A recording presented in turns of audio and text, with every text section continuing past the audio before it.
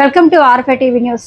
తిరుపతి జిల్లా సూళ్లూరుపేట నియోజకవర్గంలో పేదల కడుపు నింపాల్సిన ప్రభుత్వ ఉచిత రేషన్ బియ్యం ఇప్పుడు బడా బాబుల దందాకు బలవుతున్నట్టు తీవ్ర ఆరోపణలు వినిపిస్తున్నాయి. సూళ్లూరుపేట, తడ, నాయుడుపేట మండలాల్లో కొందరు అధికార పార్టీ పేరును అడ్డం పెట్టుకుని రేషన్ డీలర్లను బెదిరిస్తూ టన్నుల కొద్ది బియ్యాన్ని నల్ల బజారుకు తరలిస్తున్నారని విమర్శలు వెల్లువెత్తుతున్నాయి.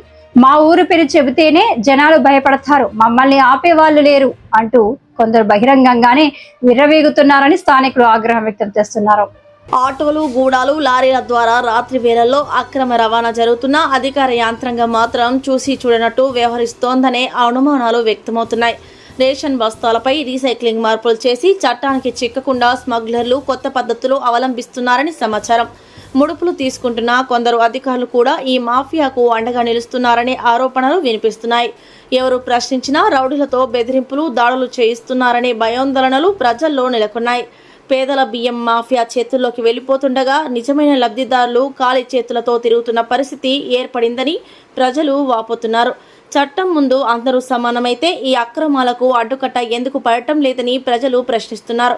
ఇప్పటికైనా రెవెన్యూ, విజిలెన్స్, సివిల్ సప్లై శాఖలు ప్రత్యేక దృష్టి సారించి రేషన్ బియ్యం అక్రమ రవాణాపై ఉక్కుపాదం మోపాలని డిమాండ్లు వ్యక్తమవుతున్నాయి. పేదల కడుపు నింపాల్సిన బియ్యం మాఫియా గోదాముల్లో కాకుండా నిజమైన అర్హుల ఇంటికే చేరేలా ప్రభుత్వం కఠిన చర్యలు తీసుకోవాలని ప్రజలు కోరుతున్నారు.